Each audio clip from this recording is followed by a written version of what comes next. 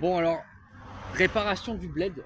Quand vous avez une Fiat X1.9 que vous achetez d'occasion, forcément, et que ben malheureusement voilà, il se trouve que vous roulez sur l'autoroute, vous êtes très content parce qu'elle est très jolie cette voiture, et en fait quand vous vous garez et que finalement vous réalisez que bah putain il manque une pièce là, vous voyez normalement ça ressemble à ça, là, là. Bah en fait vous réalisez que l'ancien propriétaire, voilà cette fameuse pièce de merde, l'ancien propriétaire, eh ben il a sûrement eu un choc sur cette bagnole. Il a pété en fait les. Parce que si vous voulez, c'est. D'ailleurs c'est italien, hein. C'est à la Zob. Non, vous voyez les rails ici là. En fait c'est vissé par des vis. Et les vis elles se foutent dans les rails là. Et le problème c'est que bah on voit quoi? On voit que c'est complètement pété. Là, c'est complètement pété. Donc qu'est-ce qui s'est passé? En fait il a sûrement pris un choc là. Ça a pété tout le. Bah ça a pété les fixations. Et du coup la pièce, qu'est-ce qu'ils ont fait? Vu que ça tenait plus avec les vis, bah, ils ont collé. Et du coup, il se passe quoi quand vous roulez sur l'autoroute? Bah, la pièce, elle s'en va. Voilà, donc j'ai dû la recommander. Donc maintenant, en fait, maintenant, il faut la refixer. Le problème, c'est que vu que les fixations, elles sont mortes, qu'est-ce qu'on fait? On est intelligent, n'est-ce pas?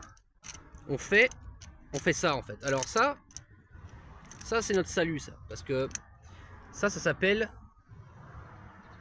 du bricolage. Mais ça s'appelle aussi, en fait, une pièce de dérivation. Enfin, le but, en fait, c'est que ça va être la nouvelle fixation. En fait, si vous voulez, vu que on peut plus se fixer à cet endroit-là, et ben on va utiliser ça pour déporter la fixation dans le rail, qui est encore sain. Vous voyez ce que je veux dire là?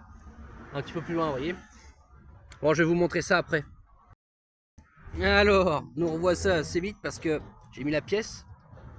Et donc vous voyez en fait, il y a les vis que j'ai remis dans les rails, que j'ai évidemment avec des rondelles et des écrous neufs, fraîches de chez Jumbo, frais de chez Jumbo.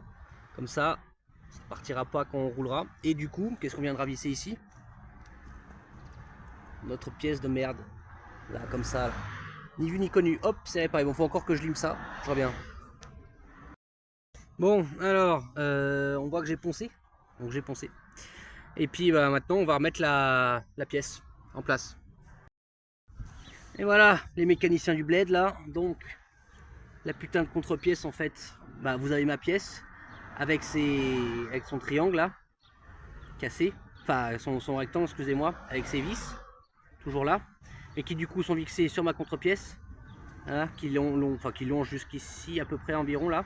Là du coup j'ai fait des nouveaux, on va dire les nouveaux supports, en fait c'est simplement les trous avec les vis insérés dans les rails, qui en fait dans cette partie là bah, sont sains. Donc les vis elles sont coincées dans les rails, j'ai mis des écrous. Donc en fait j'ai simplement prolongé finalement la fixation de ma pièce de merde. Vous voyez par vous-même.